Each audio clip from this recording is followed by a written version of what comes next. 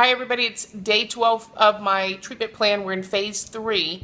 I had a series of very high doses of chemotherapy. It's called HiDAC. Now my white counts are at 0. We're waiting for them to climb back up. The big thing to know really how I'm doing is to wait and see what these test results are. There's 2 test results.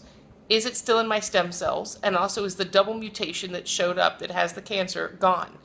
If this chemo was able to go deep enough to remove that, both of those elements, I don't need a transplant. If I do need a transplant, it's a whole other story. It has to be no later than 60 days after my first chemo.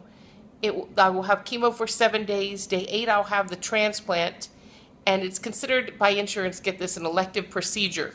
So they'll cover it, but they kick you out of the hospital and you have to go stay in outpatient housing and pay for it yourself.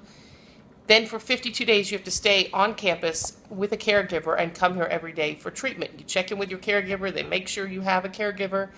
And the big goal there is to make sure that your body doesn't reject the marrow that you were just given. And my sister's a full match, but they would also do a mini transplant. It's a new thing that Johns Hopkins has been doing.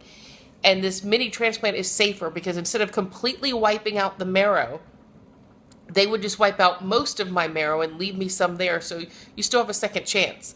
So let's say they give me my sister's marrow, wipe out most of my marrow. They do expect a little bit of infighting between, it's called graft versus host, between both marrows. And then hopefully day 30 and day 60 they check, and those are 2 key numbers to see if your body rejects it or not. Hopefully I don't need the transplant and I can just keep doing this cycle all the way through December. So I'll keep you posted, but this whole waiting is very stressful. It's starting to wear on me, and I'm getting really tired. But thank you for your prayers. Don't forget to armor up and keep up this fight.